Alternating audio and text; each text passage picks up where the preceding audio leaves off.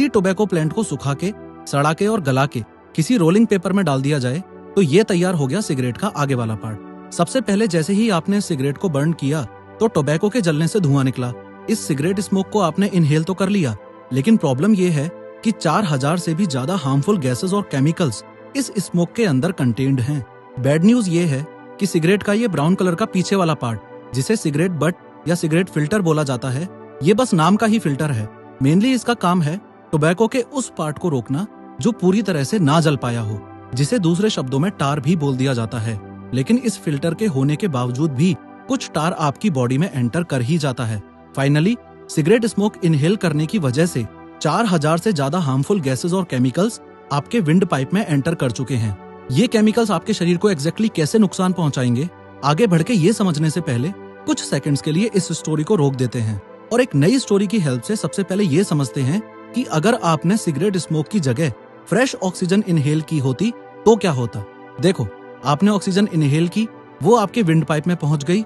ये दोनों हमारे लंग्स हैं और लंग्स तक पहुंचते पहुंचते आगे बढ़ के ये विंड पाइप इन 2 ब्रांचेस में डिवाइडेड है, जिन्हें ब्रोंकाई बोला जाता है, और ये ब्रोंकाई इन बहुत सारी ब्रांचेस में डिवाइडेड हैं, जिन्हें ब्रोंकियोल्स बोला जाता है। फर्दर इन ब्रोंकियोल्स के भी एंड में है ये एल्वियोलाई। अब ध्यान से समझना, ये सिलेंड्रिकल पाइप्स जो आप देख रहे हो, ये ब्लड स्ट्रीम है। खास बात ये है कि ये ब्लड स्ट्रीम इस एल्वियोलाई से अटैच्ड है और इस एल्वियोलाई की बाउंड्री इतनी ज्यादा पतली होती है कि इस जंक्शन पे कार्बन डाइऑक्साइड ब्लड स्ट्रीम से एल्वियोलाई में आके शरीर से बाहर जा सकती है, और जो ऑक्सीजन जस्ट अभी हमने सांस के द्वारा इनहेल की थी वो एल्वियोलाई से इस ब्लड स्ट्रीम में आ सकती है। इस ब्लड स्ट्रीम में ये जो रेड कलर के शेप्स आप देख रहे हो, ये हमारे खून के अंदर रेड ब्लड सेल्स हैं। इन रेड ब्लड सेल्स के अंदर एक प्रोटीन होता है, हीमोग्लोबिन। ये ऑक्सीजन एल्वियोलाई से ब्लड स्ट्रीम में आके इस हीमोग्लोबिन से बाइंड हो जाती है और फर्दर जैसे जैसे ये ब्लड हमारे पूरे शरीर में सर्कुलेट होगा, इसके साथ साथ ये ऑक्सीजन भी पूरे शरीर में सर्कुलेट होगी।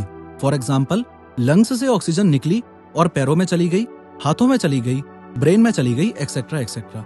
अब हम वापस अपनी सिगरेट वाली स्टोरी पे आ जाते हैं। ये जो 4000 प्लस हार्मफुल केमिकल्स आपने इनहेल किए, वो भी विंड पाइप से ब्रोंकाई में आए, ब्रोंकाई से ब्रोंकियोल्स में आए, ब्रोंकियोल से एल्वियोलाई में आए, और यहाँ से सारी प्रॉब्लम्स शुरू। इन 4000 प्लस हार्मफुल केमिकल्स और गैसेस में से मोस्ट डेंजरस हैं ये कार्बन मोनोऑक्साइड और निकोटीन। यूजुअली ये ऑक्सीजन जाके हीमोग्लोबिन से बाइंड हो जाती है और ब्लड स्ट्रीम के साथ पूरे शरीर में चली जाती है। लेकिन ये कार्बन मोनोऑक्साइड बहुत हरामी गैस है। ये ऑक्सीजन को लात मार के बाहर कर देगी और खुद जाके हीमोग्लोबिन से बाइंड हो जाएगी।